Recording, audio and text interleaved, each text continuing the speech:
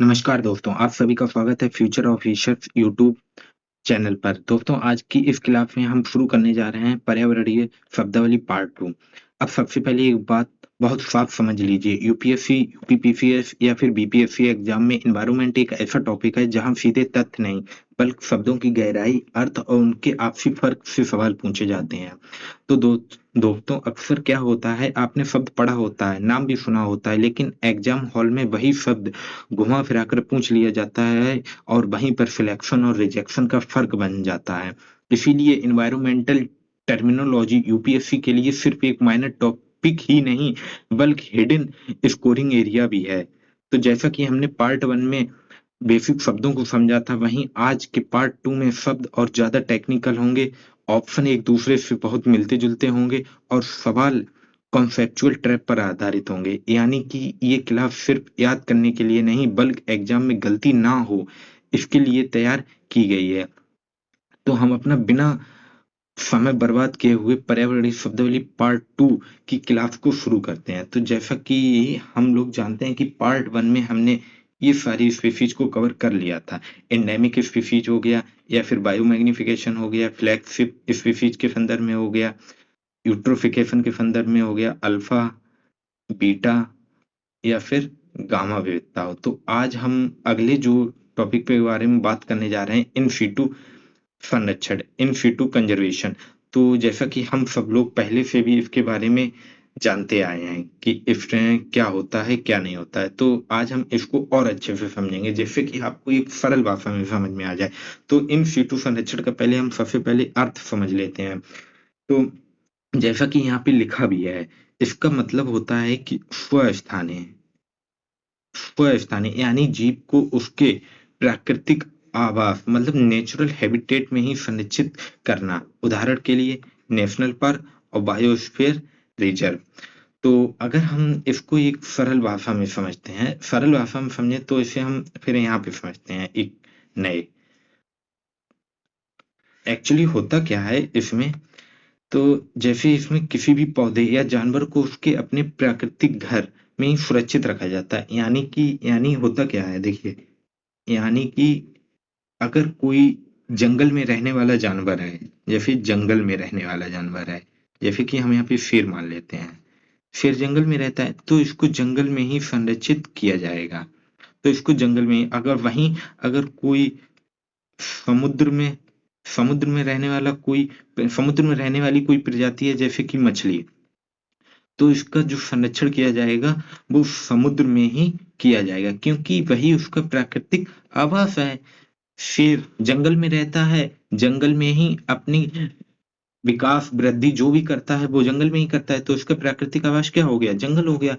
और मछली समुद्र में ही रहती है, पानी में ही रहती है, तो इसको समुद्र में ही इसको संरक्षित किया जाएगा। अब मतलब अर्थात यहाँ पे एक और सरल भाषा में, इससे भी ज्यादा सरल भाषा में समझने की कोशिश करें तो इसका आसान भाषा में मतलब हुआ, जहां पैदा हुआ वहीं बचाया जाएगा, वहीं बचाया। उदाहरण के लिए, एक और उदाहरण, बाघ, अर्थात बाघ को जंगल में, प्रवाल वित्ती हम ले लेते हैं। अगर हम प्रवाल वित्ती के बारे में बात करते हैं, कोरल रीफ जिसे बोले जाते हैं, इसे समुद्र में इसे समुद्र में बचाया जाएगा। वहीं अगर अभी आप ऊपर देख भी पा रहे थे, अगर हम किसी उसकी बात करें, कोई एग्जाम्पल ले, जैसे कि हम यहाँ पे देख पा रहे हैं कि जिम कॉर्बेट नेशनल पार्क, यहाँ बाघों को कहीं ले जाया नहीं गया, बल्कि उनके घर को ही सुरक्षित कर दिया गया। तो यहाँ पर जो भी बाघ थे, अर्थात यहाँ पे जो भी बाघ हैं, हिरन हैं, हाथी, सब अपने नेचुरल वातावरण में ही रहते हैं। तो इसी को कहते हैं इन सीटू संरक्षण। उम्मीद करते हैं आपको ये टर्म काफी अच्छे से समझ में आ गया होगा। अब इन सीटू के प्रमुख प्रावधान के अगर बारे में हम समझे, तो इसमें हम, जैसा कि हमने अभी ऊपर देखा भी है, तो हम देख देख पा रहे हैं कि नेशनल पार्क इसमें शामिल होते हैं, बायोस्फीयर रिजर्व इसमें शामिल होते हैं, और अगर इसी के साथ कोई और भी अगर लेना चाहें तो हम इसी में वाइल्ड लाइफ सेंचुरी, सेंचुरी भी इसी में शामिल होती हैं, वाइल्ड लाइफ सेंचुरी भी इसी के अंतर्गत शामिल होती हैं। इसका फायदा क्या होता है? अगर इसका फायदा हम देखें, अगर हम यहीं पे अगर हम यहीं पे इसके बारे में फायदे की बात करते हैं, इन सीटू के फायदे क्या क्या होते हैं, तो सबसे बड़ा अगर फायदा हम यहाँ पे देखें इन सीटू के फायदे क्या क्या हैं। पहली बात, जो जहां पैदा होगा वहीं अगर बचाया गया तो इससे क्या होगा? इससे पूरा, तो पहली बात तो इकोसिस्टम सुरक्षित रहता है, क्योंकि जो जहां है उसे वहीं बचाया जाएगा तो इकोसिस्टम सुरक्षित हो गया। दूसरा नंबर क्या है कि प्राकृतिक चयन चलता रहता है, प्राकृतिक चयन की क्रिया चलती रहती है। और तीसरी, प्रजातियां खुद को बेहतर तरीके से एडेप्ट करती हैं। अर्थात जो जहां पे रहता है, अगर आप समुद्र की मछली किसी बाहरी पानी में, समुद्र से बाहर निकाल के किसी पानी में रखें तो वो अपने वृद्धि विकास को उतने अच्छे से एडेप्ट नहीं कर पाएगी जितनी की अच्छी वो समुद्र में कर सकती है। वहीं अगर इसकी लिमिटेशन की बात करें, लिमिटेशन की अगर हम जब बात करते हैं तो क्या होता है? अगर शिकार या जंगल कटाई या क्लाइमेट चेंज ज्यादा हो जाए तो वहां संरक्षण मुश्किल हो जाता है। अगर हम मान लेते हैं कि किसी कारणवश से शिकार, जंगल, जैसे इंफ्रास्ट्रक्चर के नाम पे जंगल कटाई हो रही है, जैसा कि हम लोगों ने अभी एक हाल ही में मुद्दा भी देखा होगा, जो कि बिहार में अडानी ग्रुप को दे दिया गया। खैर वो एक अलग मुद्दा है। तो वहीं अगर हम क्लाइमेट चेंज की बात करें, क्लाइमेट चेंज अगर ये सब चीजें ज्यादा हो जाएं, अगर ये सब चीजें ज्यादा हो जाएं तो वहां क्या होता है? इन सब का संरक्षण मुश्किल हो जाता है। तो ये कि इसकी लिमिट संरक्षण मुश्किल हो जाता है, संरक्षण मुश्किल हो जाता है। तो ये सारी इसकी लिमिटेशन भी हैं। और वहीं अगर हम इसके संदर्भ में कोई दूसरी प्रजाति के जब बारे में बात करते हैं, दूसरी प्रजाति के बारे में बात करते हैं, तो इसी का जो दूसरी प्रजाति आती है एक्स सीटू संरक्षण। जब एक्स सीटू संरक्षण के बारे में समझते हैं तो इसकी भी हम डेफिनेशन समझ लेते हैं पहले। तो इसका, जैसा कि आप लोग यहाँ पे देख पा रहे होंगे, इसका मतलब है वह स्थान है। यहाँ पे आप देखिए, या फिर हम आप लोगों को हाईलाइट करते जा रहे हैं, आप लोग देखते जाइएगा। वाह स्थान है यानी जीव को उसके प्राकृतिक आवास से निकाल कर किसी सुरक्षित या कृत्रिम जगह पर ले जाना। अर्थात यहाँ पे ये बोलने कहने, देखिए, उसके प्राकृतिक आवास से निकाल कर किसी सुरक्षित कृत्रिम जगह पे ले जाना, इस चीज को हम सबसे अच्छे से समझेंगे। मतलब जहां पैदा हुआ वहीं बचाया नहीं जाएगा इसको। एक्चुअली होता क्या है? एक्चुअली घर से घर से बाहर लाकर इसे बचाया जाता है। जब किसी स्पीशीज पर तुरंत खत्म होने का खतरा होता है, जैसे कि कोई एक स्पीशीज है, जैसे ए स्पीशीज मान लीजिए, यहाँ पर उसका खतरा है, तुरंत खत्म होने का खतरा मंडरा रहा है उसके ऊपर, तो उसे बाहर लाकर, अब इसे कहाँ बाहर लाया जाएगा? जब बाहर लाया जाएगा तो इसको सुरक्षा दी जाएगी, सुरक्षा दी जाएगी। अब उदाहरण के लिए मान लीजिए, अब यह सुरक्षा किस रूप में दी जाएगी? हम एक पेज ले लेते हैं, दूसरा पेज।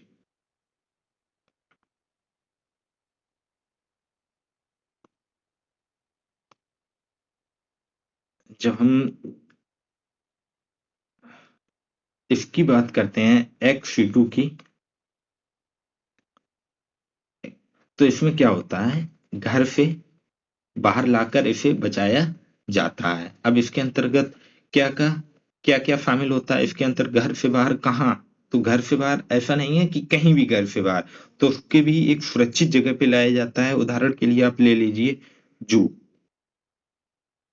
तीसरा, दूसरा, बोटेनिकल गार्डन, गार्डन को आप ले लीजिएगा। दूसरा, फीड बैंक, फीड बैंक, इन सब जगह पे इनको लाके बचाया जाए। या फिर फीड बैंक के एक दूसरा भी ले सकते हैं, जीन बैंक के संदर्भ में।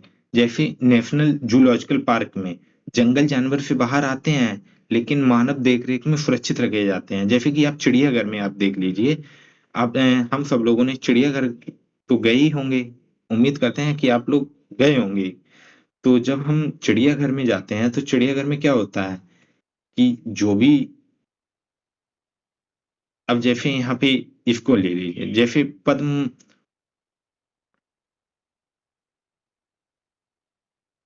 Padmaja Naidu Himalayan zoological park है। यह पार्क कहाँ पे स्थित है, इसको आप लोग कमेंट में बताइएगा। और यहाँ क्या है, यहाँ लाल पांडा को जंगल से लाकर संरक्षित किया गया है, संरक्षित करने किया गया है ताकि उनकी संख्या में वृद्धि हो सके। तो आप लोग यहाँ पे फायदे भी देख सकते हैं कि एक फायदा क्या हो रहा है यहाँ पे। अब अगर आप लोग अच्छे से ध्यान से सुन रहे होंगे तो उनकी संख्या में भी वृद्धि हो रही है ना, कि अगर कोई प्रजाति तुरंत खत्म होने के स्तर पर है और उसे वहां उस स्थान पर्टिकुलर उस स्थान से लाकर उसे एक ऐसी जगह संरक्षित किया जाता है जहां मानव देख रेख में उसको सुरक्षित रखा जाएगा, तो जाहिर सी बात है कि उनकी संख्या में वृद्धि होगी और वो भी संरक्षित होंगे। जब वो भी सुनिश्चित है तो इसका फायदा क्या होता है, सबसे बड़ा फायदा, अगर हम इसके सबसे बड़े फायदे की बात करें तो पहला, अगर हम यहीं पे बात कर लेते हैं इसके फायदे के बारे में बात करते हैं तो फायदा क्या होता है। पहली बात तो संकटग्रस्त जो प्रजातियां होती हैं उनको तुरंत बचाया जा सकता है, तुरंत बचाया जा सकता है। दूसरा क्या होता है, इनकी वैज्ञानिक ब्रीडिंग संभव हो पाती है जिससे कि उनकी संख्या बढ़ सके, वैज्ञानिक ब्रीडिंग संभव हो पाती है। अब वहीं संभव हो पाती है, अगर इसकी बात करें तो ये दो तो फायदे हो जाते हैं। अब अगर इसकी लिमिटेशन की बात करें, लिमिटेशन इसमें क्या है, अगर किसी किसी भी प्रजाति को अगर हम बाहर फैलाएंगे, तो अगर हम इसके लिमिटेशन के संदर्भ में बात करते हैं तो लिमिटेशन क्या क्या आ जाएंगे, आप लोग खुद सोचिएगा कि और फिर बताइएगा। 5 सेकंड में आप लोग खुद सोचिएगा। लिमिटेशन, पहला क्या लिमिटेशन आ जाए, जो भी उसका बिहेवियर होगा नेचुरल बिहेवियर कम हो जाता है, कम हो जाएगा, क्योंकि वो एडॉप्ट नहीं कर पाएंगी दूसरे स्थान को। और दूसरा नंबर क्या लिमिटेशन है, इकोसिस्टम का हिस्सा नहीं रहते हैं, क्योंकि इकोसिस्टम का हिस्सा नहीं रहते हैं। तो ये दो मुख्य लिमिटेशन है इसी। तो हमारे लिए हम दोनों ये समझ गए हैं, अगर हम एक यूपीएससी के लिए या पीसीएस या फिर बीपीएससी एग्जाम के लिए एग्जाम के प्रीलिम्स पॉइंट ऑफ व्यू से अगर हम यहाँ पे देखें तो यहाँ पे क्या, अगर हम मान लीजिए यहाँ पे देखते हैं इन सीटू, हम जैसे यहाँ पे ले लेते हैं, जैसे यहाँ पे ले लिया हमने इन सीटू और यहाँ पे ले लिया एक्स सीटू, और यहाँ पे हम कोई एक पॉइंट ले लेते हैं। तो पहला पॉइंट हम ले लेते हैं कि यहाँ पे संरक्षण कहाँ होगा। तो हम जानते हैं, जैसा कि अभी हमने पढ़ा है, इन सीटू में कहाँ पे होगा, इन सीटू में नेचुरल हैबिटेट में, उसके प्राकृतिक आवास में, अर्थात जहां पैदा हुआ वहीं उसको बचाया गया। एक्स सीटू में क्या होता है, हैबिटेट से बाहर, अर्थात जब उस पे संकट आ जाता है, जब उस पे संकट आ जाता है हैबिटेट से बाहर, तो उसे किसी जू या फीड बैंक या इन सब जगह पे लाया जाता है। अगर वहीं अगर इकोसिस्टम की हम बात करें, यहाँ पे इकोसिस्टम के तहत यहाँ पे क्या होता है, तो पूरा इकोसिस्टम सुरक्षित रहता है इन सीटू के अंतर्गत, और एक्स सीटू के अंतर्गत है तो यहाँ पे इकोसिस्टम सुरक्षित नहीं रह पाता है। अब इसी के तहत हम जब अगले पे बढ़ते हैं तो यहाँ पे क्या, अगर खर्च की बात करें तो यहाँ पे खर्च कम होगा, क्योंकि उसे उसे के प्राकृतिक आवास में ही बसाया किया जा रहा है, संरक्षित किया जा रहा है। तो हमें वहां पे जो भी इंफ्रास्ट्रक्चर या फिर मतलब जो भी हमें उसकी जरूरत पड़ेगी, उसकी जरूरत हमें वहां पे कम पड़ेगी। तो और जो यहाँ पे अगर खर्च की बात की जाए तो यहाँ खर्चा ज्यादा आएगा, क्योंकि उस पर्टिकुलर जो भी संकटग्रस्त प्रजाति है उसको किसी जू वगैरह में या फीड बैंक या जो भी लाए हैं उसका रख रखाव या उसकी देखभाल के लिए हमें खर्चा लगेगा, जो कि यहाँ पे एक्स सी टू के अंतर्गत ज्यादा होगा। अगर हम वहीं पे फिर लॉन्ग टर्म के संदर्भ में इसकी बात करें, लॉन्ग टर्म के संदर्भ में, तो ये लॉन्ग टर्म में बेहतर साबित होगा इन सी टू लॉन्ग टर्म में, और एक्स सी टू सीमित तौर पर साबित होता है। और वहीं एक और अगर हम बात करें कि इमरजेंसी स्पीशीज, मान लीजिए कोई इमरजेंसी स्पीशीज,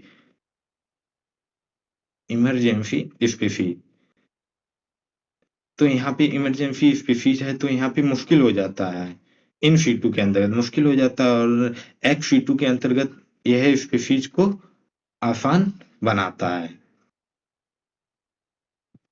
अब प्रीलिम्स पॉइंट में अगर हम पूछें, आप लोग ध्यान से सुनिएगा, अगर प्रीलिम्स में कैसे ट्रैप बनता है।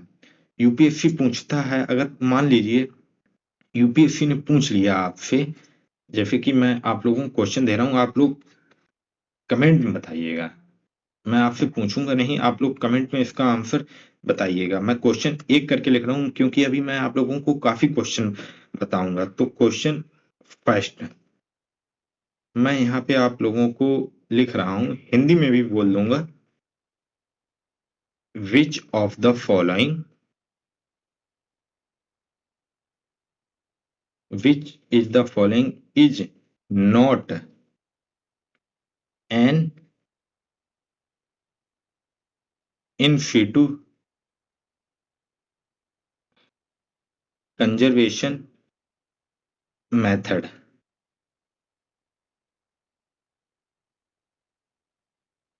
अब अगर हम ऑप्शन देते हैं, अगर हम यहाँ पे हम ऑप्शन मान लीजिए दे देते हैं, पहला नंबर तो जू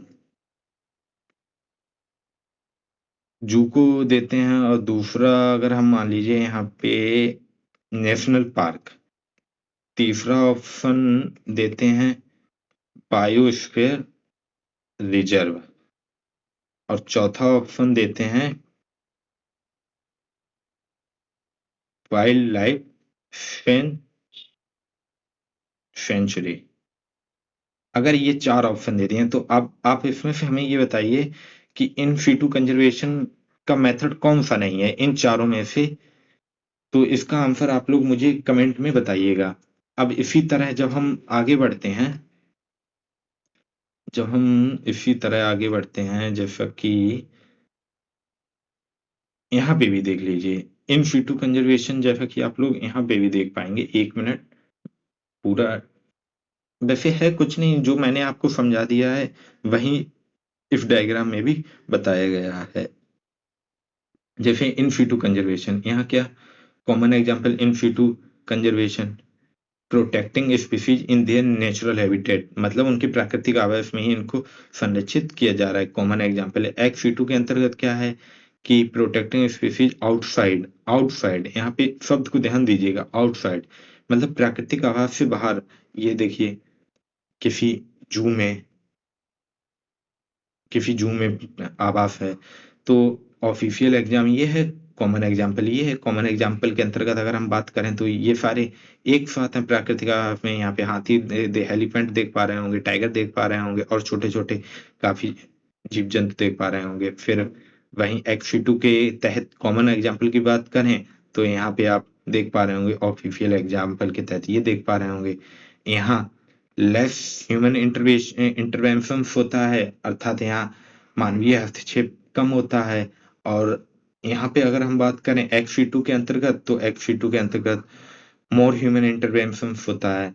तो जैसा कि हम इसको पूरी तरह समझ चुके हैं, जैसा कि अभी मैंने आपको बता भी दिया है, तो उसी के लिए ये डायग्राम भी है। तो अब हम, तो इसी संदर्भ में हम अगले टर्म के बारे में जानते हैं। अगला term carbon border adjustment mechanism है। जैसा कि आप लोग यहाँ पर देख भी पा रहे होंगे, जब हम इस शब्द के बारे में बात करते हैं तो आप लोगों ने अभी हाल फिलहाल में ही काफी ज्यादा न्यूज में भी सुना होगा, बहुत ज्यादा न्यूज में रहा है। चाहे आपने इंडियन एक्सप्रेस या फिर द हिंदू न्यूज़पेपर या फिर जो भी आप न्यूज़पेपर फॉलो करते होंगे, उस न्यूज़पेपर में इससे संबंधित न जाने कितने आर्टिकल्स छपे हैं। तो यह एक बहुत अच्छा टॉपिक है, और इसके बारे में सवाल आने की 100% संभावना या पॉसिबिलिटी रहेगी एग्जाम में आने की, चाहे वो स्टेट पीपीएफ का एग्जाम हो या फिर यूपीएससी का हो। तो इस टर्म के बारे में, जैसा कि यहाँ पे देख पा रहे हैं, ये गलत लिखा है यहाँ पे, carbon border adjustment mechanism, CBAM जिसे बोला जाता है। तो इसके बारे में हम एक अलग से क्लास लेंगे, तो इस शब्द को यहाँ पे डिस्कस नहीं करते हैं। जो अगली क्लास होगी, इस क्लास के बाद जो अगली क्लास होगी वो पूरे इसी टॉपिक पर होगी। उसमें केवल इसी एक टॉपिक को बात किया जाएगा कि भारत इसका विरोध क्यों कर रहा है, और CBAM और WTO एक दूसरे के विरोधाभासी क्यों हैं, और इसके अंतर्गत क्या क्या शामिल है। तो इसके जितने भी डायमेंशन हो सकते हैं, तो इसके बारे में हम एक अलग से चर्चा करेंगे। तो इसी संदर्भ में अब हम इस टर्म को छोड़ते हैं, हम आगे बढ़ते हैं। जब हम आगे बढ़ते हैं तो इसी संदर्भ में हम आगे देखेंगे एक शब्द और, जो हाल ही में काफी ज्यादा न्यूज में चर्चा में रहा है। जैसा कि आप लोग यहाँ पे देख पा रहे होंगे, ग्रीन वॉशिंग। जब हम ग्रीन वॉशिंग की यहाँ पे बात करते हैं, एक मिनट, जब हम हाँ ग्रीन वॉशिंग की बात करते हैं, तो एक्चुअली होता क्या है ग्रीन वॉशिंग। पहले डेफिनेशन समझ लेते हैं, जैसा कि यहाँ पे जो लिखा है उसी को समझ लेते हैं, फिर इसको एक सरल भाषा में समझते हैं। एक्चुअली जब कोई कंपनी या सरकार अपनी नीतियों को वास्तव में पर्यावरण के अनुकूल अनुकूल होने की बजाय केवल विज्ञापनों में इको फ्रेंडली दिखाती है, तो उसी को ग्रीन वॉशिंग कहते हैं। एक्चुअली होता क्या है इसमें, आप लोग केवल ध्यान से सुनिएगा। जब आप ध्यान से सुनेंगे तो आपको समझ में आएगा। चाहे चलिए एक ले लेते हैं यहाँ पे। एक्चुअली होता क्या है कि आजकल जो भी कंपनी है, हर कंपनी अपने आप को, जैसे मान लीजिए कोई ए कंपनी है, जैसे मान लीजिए यहाँ पे ए कंपनी है। जब यहाँ पे ए कंपनी है तो आज हर कंपनी अपने आप को क्या दिखाती है, ग्रीन दिखाती है, प्लस दिखाती है वो कि हम इको फ्रेंडली हैं। इको फ्रेंडली के साथ साथ वो बताती है अपने आप को कि हम पर्यावरण हितैषी हैं, पर्यावरण हितैषी हैं। तो इन सबको बताने में लगी हुई है। तो लेकिन सवाल ये है कि यहाँ पे सवाल सबसे बड़ा जो सवाल उठता है यहाँ पे, तो ये उठता है कि क्या सच में वो पर्यावरण बचा रही हैं या सिर्फ दिखावा कर रही हैं। तो जब यही सब बने कारण होते हैं, तो यहीं से ग्रीन वॉशिंग की एंट्री होती है। अब ग्रीन वॉशिंग, जैसा कि हमने डेफिनेशन में समझ लिया है, तो सरल भाषा में अगर समझें तो, और अगर इसे सरल भाषा में तोड़ा जाए तो ग्रीन वॉशिंग का अर्थ है कि जब कोई कंपनी या संगठन, जैसे मान लीजिए कोई कंपनी या फिर कोई संगठन है, वो असल में पर्यावरण के लिए कुछ खास नहीं करता है। अगर हम देखें तो पर्यावरण के लिए कुछ भी खास नहीं करता है, कुछ खास नहीं करता है। लेकिन यहाँ पे होता क्या है, बट वो अपने विज्ञापन एड्स में, या फिर जब वो पैकेजिंग करती है किसी भी चीज की, किसी भी वस्तु की अपनी पैकेजिंग करती है, पैकेजिंग, या फिर वो शब्दों के जरिए खुद को बहुत ग्रीन दिखाती है, कि ताकि एक समुदाय में ये संदेश जाए कि हाँ, हमारा ये पर्टिकुलर जो भी सामान है वो एकदम इको फ्रेंडली, ग्रीन प्लस पर्यावरण हितैषी है। तो यानी कि यहाँ पे अर्थ हुआ है साफ साफ, अगर हम यहाँ पे बात करते हैं, तो यहाँ पे काम ये करती हैं प्रदूषण वाला, काम करती हैं यहाँ पे ये प्रदूषण वाला, लेकिन यहाँ पे जो प्रचार करेंगी वो करेंगी एकदम पर्यावरण वाला, कि पर्यावरण हितैषी।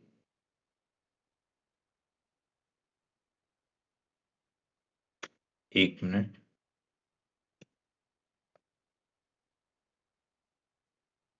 जब यहाँ पे बात करेंगे तो करेंगे एकदम पर्यावरण हितैषी वाला। अब एक आसान उदाहरण समझिए। मान लीजिए एक कंपनी की एक हाँ, मान लीजिए एक कंपनी बोलती है, जैसे कि हम यहीं पर देखेंगे इसी में, जब हम इसमें देखते हैं, इसमें मान लीजिए अब यहाँ पे ये ग्रीन वॉशिंग का चित्र है, जैसा कि आप यहाँ पे देख भी पा रहे होंगे। यहाँ पे ग्रीन वॉशिंग ये सब चिमनियों के द्वारा यहाँ से धुआं निकल रहा है, जो भी है सब कुछ। तो यहाँ पे इसका जो जो दिखा रही है, ये अपनी पैकेजिंग देख रहे होंगे आप, हरे, जो इसकी पैकेजिंग होती है वो हरे पैकेट में ही होती है। तो इस पे दिखा रही है कि natural, eco friendly, eco friendly है, जबकि इसमें मिला हुआ कितना है, 90% तक प्लास्टिक इससे मिला हुआ है। तो इससे क्या होता है, तो इससे हमें ट्रस्ट इशू, ट्रस्ट इशू हमारे लिए जनरेट होते हैं। जब ट्रस्ट इशू जनरेट होते हैं, तो क्या ये सस्टेनेबल ग्रोथ के लिए अच्छा विकल्प है? अगर हमारे लिए ट्रस्ट, यहाँ पे क्वेश्चन मार्क उठता है, क्या है? तो हमारे लिए नहीं। तो इसी को हम कहते हैं ग्रीन वॉशिंग। एक्चुअली होता क्या है, अब ये दिखा रही है कि ये हमारा नेचुरली है, एकदम हरा भरा है, इको फ्रेंडली है, पर्यावरण हितैषी है, लेकिन सच्चाई क्या है, ये प्लास्टिक से बनी है। रिसाइकलिंग का कोई सिस्टम है यहाँ पे? रिसाइकलिंग का कोई भी सिस्टम नहीं है। फैक्ट्री से जबरदस्त यहाँ पे प्रदूषण हो रहा है। तो ये क्या हुआ, ये हुआ, ये सब क्या हुआ, ये सब हुआ ग्रीन वॉशिंग। इसी को कहते हैं ग्रीन वॉशिंग। अगर हम इसका एक प्रत्यक्ष उदाहरण लेते हैं, तो प्रत्यक्ष जब उदाहरण लेते हैं, यहाँ पे देखिए, जो प्रत्यक्ष उदाहरण हमने लिया है, एक सबसे चर्चित अगर उदाहरण की बात करें, तो यहाँ पे क्या है, बॉक्स वैगन का क्लीन डीजल कांड।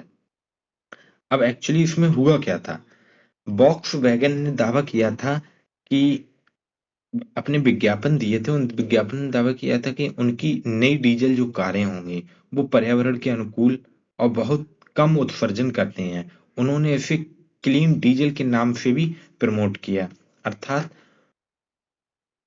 जबकि यहाँ पे हकीकत क्या नहीं, जब उन कारों की या क्लीन डीजल के जो भी है, उसमें जब उसकी टेस्टिंग हुई लैब में, जब उसकी टेस्टिंग लैब में हुई, तो यहाँ पे हकीकत जो निकली है, तो हकीकत में पता चला है कि टेस्ट के समय एक डिफिट डिवाइस नामक एक सॉफ्टवेयर अपनी कार में डाल दिया था इस कंपनी ने। तो इसने डिवाइस से होता क्या था, एक्चुअली यह तब सक्रिय होता था जब कार का लैब में टेस्ट चल रहा होता है। और जब टेस्ट चल रहा होता था, तो वहां पर लैब टेस्ट में कम उत्सर्जन को यहाँ पर वो दिखाता था। तो एक्चुअली होता क्या था कि यहाँ पे झूठा प्रचार किया जाता था। अगर असल में देखा जाए, तो ये प्रदूषण फैला रही हैं, काफी ज्यादा जनरेट, जबकि हकीकत अगर हम देखें यहाँ पे, तो हकीकत में क्या था, सॉरी, जबकि इन्होंने दावा क्या किया था, दावा ये अपना ये किया था कि कम उत्सर्जन करती हैं, पर्यावरण हितैषी हैं। तो इस सब का झूठा दिखावा किया गया, तो ये था क्लासिक ग्रीन वॉशिंग। अब अगर हम देखें, कंपनियां ग्रीन वॉशिंग की कैसे करती हैं, अगर हम इसी चीज को समझते हैं ग्रीन वॉशिंग करती कैसे हैं, तो हम यहाँ पे समझेंगे। एक, पहली बात तो कैसे करती हैं, पहली बात तो कंपनियां जो भी भारी भरकम हरे शब्दों का प्रयोग करती हैं, हरे शब्दों का इस्तेमाल करती हैं, जैसे कि दिखाएंगे यहाँ पे इको, नेचुरल, ग्रीन, सस्टेनेबल। तो इन सभी शब्दों का प्रयोग करके वो अपने आप को ग्रीन वॉशिंग का दिखाएंगे, लेकिन अंदर क्या है, अगर यहीं पे सवाल उठता है कि अंदर क्या है, कोई डेटा नहीं है इनका, इनका कोई डेटा नहीं होता है, और कोई भी सबूत नहीं होता है, कोई सबूत नहीं होता है। दूसरा नंबर, और कैसे करती हैं ये, ग्रीन रंग व पत्तों की पैकेजिंग करती हैं, ग्रीन रंग या फिर पत्तों की पैकेजिंग जो होती है, उसके द्वारा ये अपने आप को eco friendly in greenwashing करती हैं। अब इसके द्वारा क्या, जैसे इनका जो पैकेट होता है, आमतौर पे जो भी ग्रीन वॉशिंग कंपनियों का जो पैकेट होता है, तो वो हमें लगभग लगभग, अगर हम बात करें 95% के, तो इनका पैकेट हरा होगा। अगर हरे पैकेट में भी कोई सामान आता है, तो आप समझ लीजिए वो कंपनी अपने आप को ग्रीन वॉशिंग दिखाने का प्रयास कर रही है। और दूसरा, उन पैकेजिंग में पेड़ पौधों की फोटो लगी हुई होगी। अब दिमाग में मैं फोटो लगी होगी। अब दिमाग में इन दोनों को देख के दिमाग में महफिज किया जाता है कि ये तो पर्यावरण के लिए अच्छा होगा, जबकि ऐसा ये तो पर्यावरण के लिए ये तो पर्यावरण के लिए अच्छा होगा। और जबकि रियलिटी क्या होती है? जबकि रियलिटी ये होती है कि एक मिनट, जबकि रियलिटी क्या है? अगर इसके हकीकत की बात की जाए, हकीकत क्या होती है? हकीकत ऐसा कुछ नहीं होता है। हरे महसूस किया जाता है कि ये तो पर्यावरण के लिए अच्छा होगा, लेकिन इससे हकीकत, जबकि अगर इसको चेक किया जाए या हकीकत देखी जाए इसकी, तो ऐसा कुछ नहीं होता है। ऐसा कुछ नहीं होता है।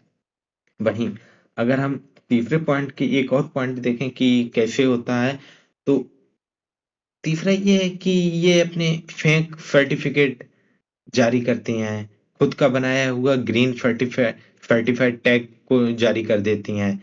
जैसे खुद का बनाया हुआ, अगर हम बात करें, तो ग्रीन सर्टिफाइड टैग जारी कर देती हैं। खुद से बनाया हुआ कोई भी इसका ऑफिशियल सर्टिफाइड नहीं होता है, और कोई इसकी सरकारी या अंतर्राष्ट्रीय मान्यता नहीं होती है। जब इसको हम देखते हैं तो इसकी कोई भी सरकारी या फिर अंतर्राष्ट्रीय मान्यता नहीं होती है।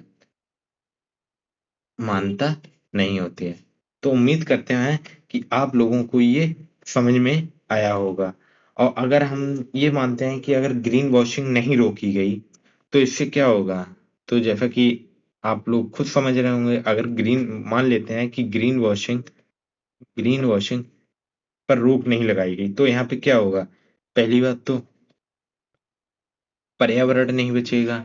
ये कंपनियां ये कंपनियां या जो भी संगठन हैं, तो वो सब पर्यावरण के नाम पे पर्यावरण को काटती रहेंगी, हमारे जल को काटती रहेंगी या पर्यावरण को नुकसान पहुंचाती रहेंगी और अपने प्रोडक्ट्स बेचती रहेंगी। दूसरा क्या होगा? यहाँ पे जो भी निवेशक होगा, वो धोखा खाएंगे।